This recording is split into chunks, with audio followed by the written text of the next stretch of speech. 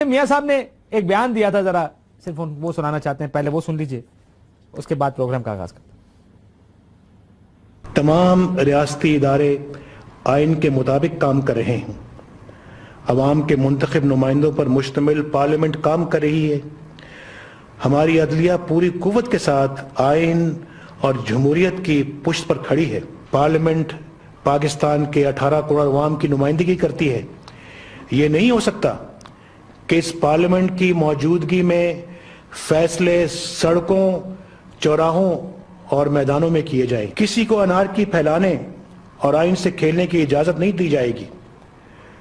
کسی کو یہ اجازت نہیں دی جائے گی کہ جتھا بندیوں کے ذریعے ریاستی نظام کو یرغمال بنا لے. یہ عمران خان صاحب اسلام آباد آ رہے تھے نا, تو میاں صاحب نے قوم سے خطاب کیا. مسئلہ یہ کہ اگر اس کی جگہ عمران خان صاحب کو بٹھا دیں یا کسی اور کو بٹھا دیں, ایسا لگے گا کہ آج کے نظام کی بات ہو رہی ہے.